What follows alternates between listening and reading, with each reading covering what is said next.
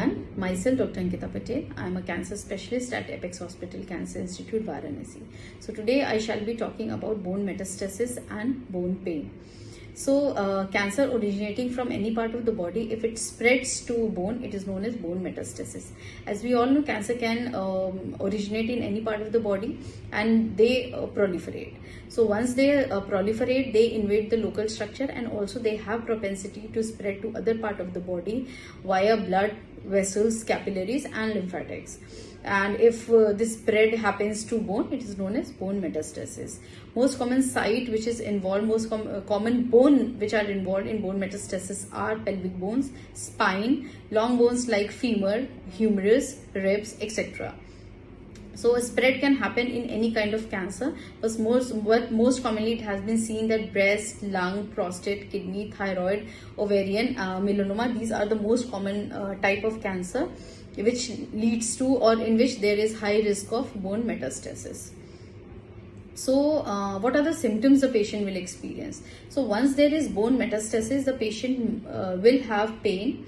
The pain might range from episodic low grade dull aching pain to chronic high intensity continuous excruciating pain. So that typically depends on the stage of the disease, the bone involved, etc.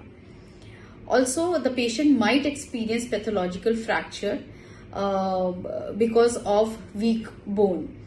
Also, if the spine is involved, if there is metastasis in the spine and the metastasis or the proliferated bone, it compresses the spine, the nerves exiting from the spine, it might lead to the lower limb weakness or paralysis.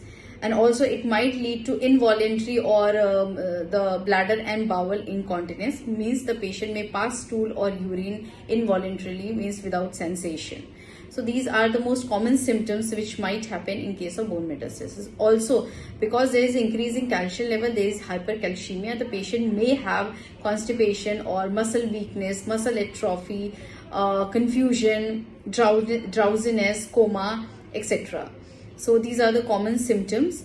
Now, if any patient who is already undergoing cancer treatment or on follow-up experiences any of these symptoms, or if there is increase in intensity of pain, the patient should always report back to their treating consultant or oncologist. Primarily, the oncologist will advise certain imaging tests like PET-CT or bone scan or MRI, depending on primary disease and depending on the symptoms, to see what is the extent of the involvement.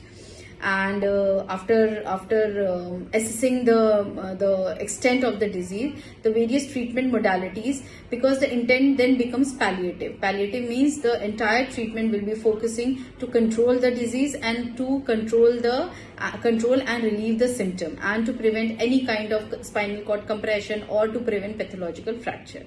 So various treatment modalities that are being advised in bone metastasis are palliative RT, that is usually given to prevent the pathological fracture or to relieve any kind of compression or spinal cord compression. Surgical intervention, specifically if there is pathological fracture has happened, and also bone strengthening or bone health medications like bisphosphonates or denosumab, which improves the health of the bone, which includes the osteoblastic activity.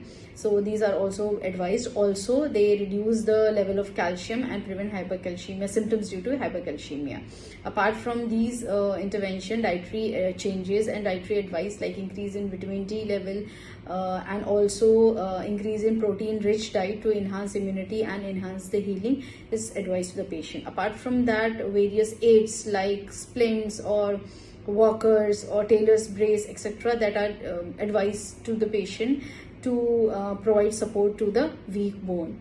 So with this, I would like to end, and my only advice to all the patients, caregiver, is to watch for your symptoms, and in case of there is any increase in symptom, please report back to your oncologist. Thank you.